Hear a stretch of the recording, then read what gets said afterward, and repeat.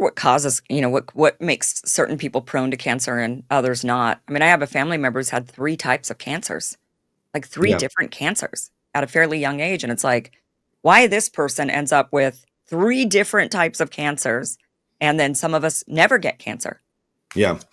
It's cancer, unfortunately, is a very complicated topic. Now, the mainstream oncologists look at cancer as mainly genetic anomalies, genetic mutations, and then occasionally, they'll say, well, there's 10 to 20% of patients who just inherit, they have some familial conditions that they inherit. Occasionally, they recognize environmental exposure to toxins like asbestos for lung cancer or mesothelioma, but it's mainly focused on genetics. I think that's why there hasn't been really any major development in cancer treatments for the last 30, 40 years. The chemotherapy regimens have been the same almost for the past 30, 40 years. Wow. And the new drugs, the new, immunotherapy drugs are not that great. Some of them, can give you a little bit of extra survival benefit. But cancer research, considering the money that has gone into cancer research, the billions upon billions of dollars, has really done absolutely nothing. That's why we need to go, in a new direction and explore some of these other alternatives. So, what causes cancer? There's a very strong evidence that it could be metabolic derangements in your mitochondria, for example.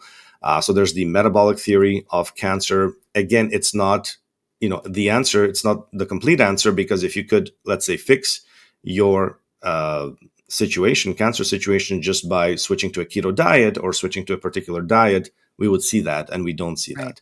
Hmm. So it could be, it could be environmental toxins. It could be a metabolic derangement.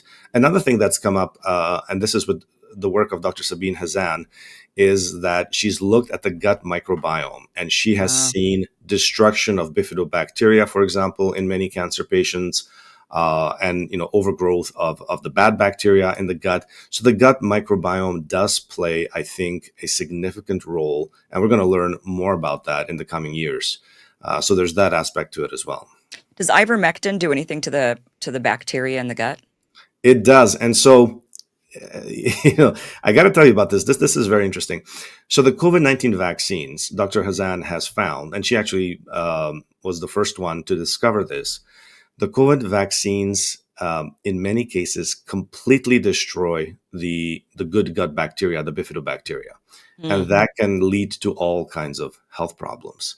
Mhm. Ivermectin has been found to support bifidobacteria and just support rebalancing the gut microbiome in general. So again, that's one of the mechanisms where ivermectin may be helping the situation. Hmm. But this is an area that the major cancer centers should be exploring researchers. But it comes down to independent researchers like Dr. Sabine Hazan, like myself, to really make inroads into research that the cancer centers don't want to Yeah. do. Well, the gut microbiome is a big hot area right now. I think there's a lot of research into that, and realizing that there's a huge link, like it's basically a second brain in Yeah. our body, and we have to Well, make sure it's and it healthy. has a major impact on the immune system. Mm. And so, there's that connection between the gut microbiome and the immune system as well. And, we see derangements in gut microbiome in all kinds of neurological diseases. There may be an effect on autism as well. That's being looked at. So, yeah, it is a very, very important piece. Interesting. Can we talk about the other uses of ivermectin? So cancer is a big one. I know in cancer is just in the news. I feel like every day I read about some young person who died recently of like a fast cancer, right? What do they call them? Super. What are the Turbo cancer. turbo cancers? Yeah, the turbo cancers, and it's just people dying too young. And um, but ivermectin's being also studied for Alzheimer's, Parkinson's, neurological. What is that about? So the preclinical research, when you dive into it with ivermectin and you see, okay, well, what's ivermectin being looked at? What kind of conditions? You will find research with ivermectin and autoimmune diseases. And again, this is past 3 years research that's been published in the past 3 years. So ivermectin in autoimmune diseases and ivermectin in neurological conditions. And I now actually have in my cancer clinic I have autoimmune disease patients. I have neurological disease patients like Alzheimer's, Parkinson's, and so on. And again, that's based on the preclinical research that shows that ivermectin has an impact. For autoimmune conditions, it's fascinating because I have seen ivermectin make a world of difference for patients who have lupus, patients who have psoriasis. Rheumatoid arthritis is a big one. And so patients who have, very, very inflamed joints can find that taking a lower dose of ivermectin can actually shut down all of that inflammation. Mm. And how it works is the researchers are finding that ivermectin can actually change the inflammatory environment of the immune system. So it shuts down the production of certain inflammatory markers that can give you those inflamed states, inflamed joints. And so autoimmune patients are finding relief, which is Mm. really fascinating. Even type 1 diabetes, which is an autoimmune condition, patients are finding improvement. I have patients telling me that their insulin requirements have gone down dramatically after they started ivermectin. Mm. So this is a really exciting area of research. I've had thyroid patients. There's a lot of thyroid disease, autoimmune thyroid disease. I've had thyroid patients tell me that their anti-thyroid antibodies dropped to almost nothing when they Mm. started ivermectin. So autoimmune is a big one, and You think and it's because it's like changing the gut? I don't know, Maybe maybe you need but to start collecting some poo, doc, and start so testing it. Dr. Hazan has actually been asking me to collaborate with her so she can take those samples and investigate and see what is the gut Yeah. microbiome, what does it I look mean, you like might in that wouldn't patients. be a bad idea to figure out if there is that link, and so, I know people aren't gonna be exactly thrilled about that But that they really sample have the collection. researchers really have identified, the specific immune system cytokines, which are signaling molecules, which actually get completely shut down by Mm. ivermectin. It's really fascinating the fact that ivermectin can have this impact on the immune system. Yeah. And then when you look at neurological diseases, the way it happened was I had patients who, let's say, they were getting uh, treatment with ivermectin for their cancer, but they had a loved one who was maybe in their 80s, and they might have had Alzheimer's, or maybe they got COVID, and so they would give Mhm. them a low dose of ivermectin, and then they would tell me that they had significant cognitive improvement just after taking a few doses of low dose of ivermectin. And so their memory would start to come back. They would start to Mhm. recognize family members. And I started, collecting these testimonials. I started writing about it. And now I have, 24 of these testimonials. I have Alzheimer's patients who are improving. And it's not just Alzheimer's. It seems to be every kind of dementia. There's vascular dementia, there's frontotemporal dementia. There's just, patients who have memory problems who seem to improve with ivermectin. And again, we don't know the exact pathways by which ivermectin is doing this. It's probably some kind of an anti-inflammatory role. We know that there's some kind of a neuroprotective role that ivermectin has as well. But can you imagine, Alzheimer's disease improving with just one or two ivermectin pills a day? I'm seeing improvements in some Parkinson's disease patients as well. And Parkinson's disease patients who are on the maximum doses of conventional medication, and they can still get tremendous benefit by adding Yeah. ivermectin.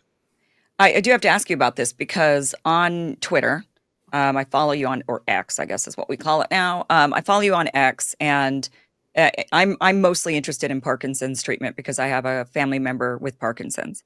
And what I notice though is that you'll post sometimes like how much they're supposed to take, like, or you'll say like I have this patient and this is how much they're on. And it Yeah. was like I can't find one of the posts right now, but it seemed like the dose was really high for somebody who's like 210 pounds, for example, because it was like by kilo. And it was like, that would be like 100 milligrams or whatever of ivermectin for Parkinson's. So I don't know if you could clarify that because some of your posts will say, like a really high, yeah, like 1 milligram per kilo Mhm. for, is that what you say for ivermectin for Parkinson's? No, so it's a little bit more complicated than that. Okay. For every patient, I assess their situation. Now, Individually, of course. individually. So for cancer, you really have to go to 1 milligram per kilogram of ivermectin and sometimes higher. Now So that that's a is lot. so that works out to, and I can tell you, so that works out to about, just so people have a better idea, that works out to about 5 times the dose that you would use as an antiparasitic or even as an antiviral in COVID. So if as an antiparasitic or antiviral, you were taking 12 milligrams of ivermectin or 24, well, now for cancer, you would need 60, 72, maybe you need 100, maybe you need 120. Okay. And So so you're taking like 10 pills, like a lot of pills potentially. well, not necessarily. Now, remember, ivermectin was designed in 12 milligram pills because it was designed for an antiparasitic use, where lower doses were okay, where something like 12, 24 milligrams was enough to treat parasites. But Mhm. the effect in cancer has been published at about 1 milligram. So yeah, I mean, you would need maybe 5 ivermectin pills a day Okay. to start. But what people are doing is they're going to pharmacies that are compounding the ivermectin. So now there's pharmacies that have 25 milligram ivermectin pills or even 50 milligram ivermectin Okay. pills. So instead of taking, 5, 6, 7, 8 pills, again, Sure. you would just have to take one or two or three. So it's just a matter of recompounding it for use in cancer. Now, when it comes to Parkinson's disease, I always say it's always good to start at a lower dose. And Mm. that is true for cancer patients as well. Start at a lower dose, see how you feel, see how you tolerate it, and then you can slowly increase the dose from there. And even if it takes a week to go to the next dose, make sure that you're tolerating the current dose well. Because what happens with ivermectin is people in their 40s, 50s, and 60s can handle ivermectin no problem and have virtually no side effects. Mhm. Once you get into the 70s and 80s, it seems that our tolerance for ivermectin really goes down. And so it may take a longer time for the body to get used Like to. what are the side effects then if you're at that age? So the side effects that we see most commonly are visual symptoms, which I would describe as if you got up too fast and you see that sort of like a little bit of colors and a little bit of almost like a little bit of black mixed in as well, like you're going to faint, but you're not going to faint. Uh, so patients get visual symptoms; those are transient and they go away fairly quickly. Mhm. But if you take too high of a dose, you could get unsteady on your feet. You could get some confusion as well. How would a Uh, Parkinson's patient know? That sounds like well, Parkinson's. so but you know what? It's important to have someone. I mean, when you have a spouse who's looking at how you're doing and how you're reacting, right? So it's Yeah. always good to have someone who can keep an eye on you, especially if you have a complicated disease like Parkinson's disease, to monitor how you're responding to the medications. And so the dosing in Parkinson's disease is very varied. You start at a low dose, and Mhm. then you can slowly progress the dose upwards. If you're tolerating it well, then that's perfectly fine. And some Parkinson's patients will respond to a lower dose, some will only respond to a higher dose, and some won't respond at all. So Yeah. again, there is this sort of a gradient of response. But if you've got a good physician who can guide you through that, and if you have a family member who can help you and watch you during that Yeah. process, then it's very straightforward. Okay. Well, you're difficult to get into. So what are the options for people? I have somebody right now that is a patient of yours, and they said they reported it was very difficult. It was very difficult to get into your clinic. So you're busy. You got a lot of demand. I mean, are there other doctors out there that are doing what you're doing? There are, but very few. And usually they don't want to put a target on their back because it's still very much of a hostile environment from the medical establishment, from the medical boards. And so these doctors, they don't want to put their license at risk. So it is tricky. I try to help, everyone I can. I try to help, everyone who comes to me. But just to give you a little bit of perspective, a very busy oncologist in the United States will see about 300 new patients a year. In the past year, I've had 6,500. So I'm operating at literally 20 times the rate of other Yeah. oncologists that have busy clinics at these large cancer centers, and so that's very difficult, But I try to help everyone I can. But I'm looking now towards establishing large clinics in the United States. I'm going to be working on that, over the next few months. and try to get these clinics up and running as quickly as possible so that we can handle much larger volumes, and it's easier to get in and faster as well. You Yeah. can look around and see if you can find doctors in your local area, but I can tell you they don't advertise. They don't want to put a target on their back. The medical boards, like the Texas Medical Board, is still going after Dr. Mary Talley Bowden and persecuting her for 3 years now just because she promoted the use of ivermectin in COVID-19. Yeah. And I mean, that is very, very straightforward. A lot of doctors helped thousands of patients with ivermectin and COVID-19, and yet the medical authorities are still trying to make an example out of her so that other doctors will be afraid to work with ivermectin. I know Dr. Ryan Cole has a similar situation too, if you're familiar with him. I think he's Yes, they've come after Dr. Ryan Cole, Dr. Pierre Corey, for example. Dr. Pierre ah, Corey has been persecuted as well. He's helping a few cancer patients as well. But this is the problem: is that if you help cancer patients with these alternative or repurposed drugs, you become a target. And so that's why, again, it's so important to have that political backing and that recognition by the political class. For example, Governor Ron DeSantis comes out and says, listen, we're going to provide the necessary funding to do this research with mm, ivermectin. And then you have Dr. Joseph Ladapo, who has a very open mind, is very interested in this, and again has put his support behind doing this kind of research. And so it's important to have the governor in your corner or to have the Surgeon General in your corner so that doctors can feel safe helping right. patients in this regard. And I think Florida is going to be the place where people are going to come to, not only just from all across the United States, but probably from all around the world. Yeah, it's certainly going to attract a lot of people. I can even say, with Dr. Ryan Cole, for example, he's here in Idaho, and Idaho, Idaho actually made ivermectin over the counter, but nonetheless still persecuted him. The medical board did. So, I mean, it's just even in these red states, even in these kind of freedom states, you would think Yeah. would be, but it wasn't the case. I mean, I was really shocked at how aggressively they went after Dr. Ryan Cole here in the state of Idaho. It was just like, you got to be kidding me. I Yeah. thought this was the freedom state, but apparently Well, not. and that's why there's not a lot of freedom states in the U.S. I think Florida can genuinely call itself a freedom state. Look at just a few weeks ago, Dr. Joseph Ladapo announced the end to all vaccine mandates. Right, You right. cannot mandate an injection or a medication. I mean, that goes against all medical ethics, all established medical ethics, and yet it's being done. Yeah, But Florida's again leading in this regard. I think Florida will show the way, will lead the way in medical freedom and these alternative cancer treatments, for example, and then other states will follow. I mean, it's just naturally that way. It happens that way in mhm, life. Is that someone has to take that leadership role, and then when the benefits, when everyone else is getting when everyone else is seeing the benefits, they'll say, "Well, wait a minute, why is Florida?" Seeing all the benefits from helping all these cancer patients yeah. or pursuing medical freedom. Other states will want the same, and it's going to be sort of a domino effect.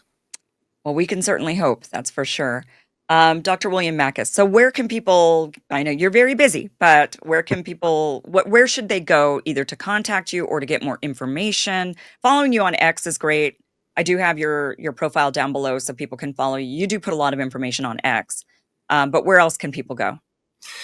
Patients can go to my Substack, makisw.substack.com. I post all my testimonials from my patients there, and it's straight from them. It's straight, the emails from my cancer patients where they talk about their journey, how they've done, and the success that they've had. So Substack, makisw.substack.com, and on Twitter at makismedicine. Okay. Well, we do have your Substack down below. I believe we Oh, actually have both. and I will add, I mean, if you actually want a consultation for cancer, I'm still taking patients. There may be a little bit of a wait time. We're working around the clock to help everyone we can who comes to us. So my email is info@makisw.com. Okay. Dr. William Makis, thank you so much. Thank you for being a trailblazer in this. Thank you for being brave and putting yourself out there and doing this. I mean, really it's wonderful that there are people so brave like you who are willing to do this research, willing to test these alternative, approaches, and putting the target and being willing to put the target on your back. So thank you. I think I say that from many of us. Thank you very much for having me. Thank you for watching this clip from the full Kim Iverson Show, which you can catch Monday through Friday, 2 p.m. Pacific, 5 p.m. Eastern at KimIversonShow.com. It is free for you to watch. Again, 2 p.m. Pacific, 5 p.m. Eastern, KimIversonShow.com. See you there.